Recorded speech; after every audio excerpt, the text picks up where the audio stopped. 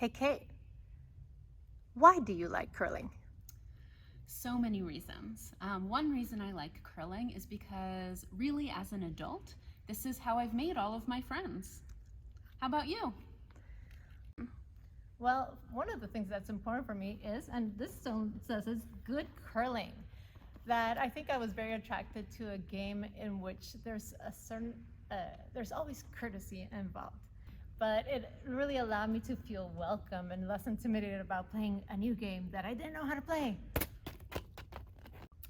I love that curling is a challenging game and there's so much strategy involved, and it's really hard to get good at it, and I really love that challenge. But it was just a moment to relax. It's a bit of Zen moment. Spend 2 hours on the ice not thinking about anything but the next stone.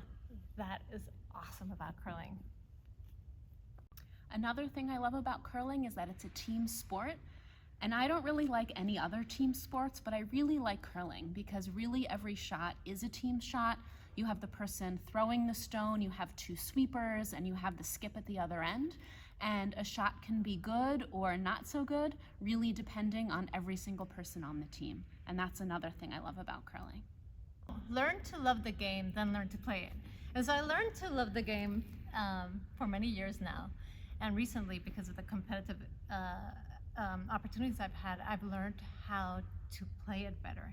And now, as they say, the more you learn, the more you realize you don't know.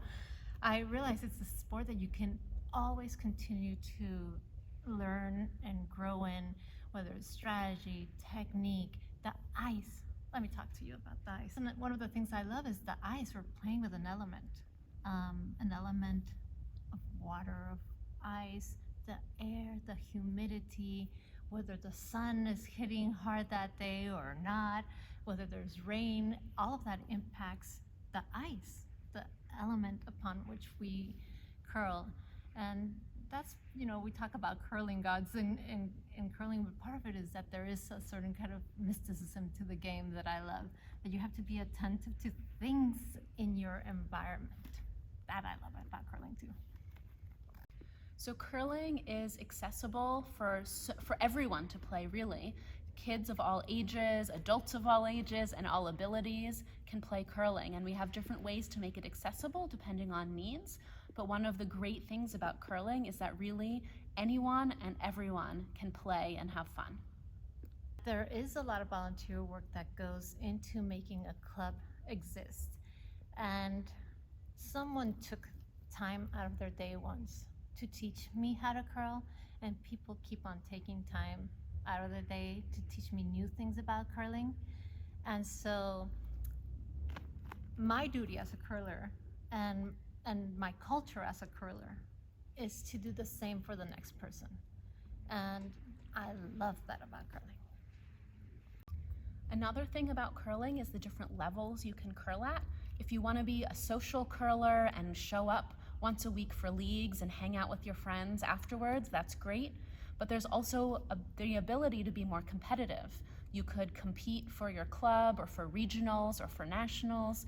We also have something called a Bonspiel, which is a tournament, and I've traveled all over the country and also lots of parts of Canada to play in a Bonspiel, which is a really fun weekend tournament where food is usually provided and you get to meet curlers from all over the country. And curlers are really great people anywhere you go.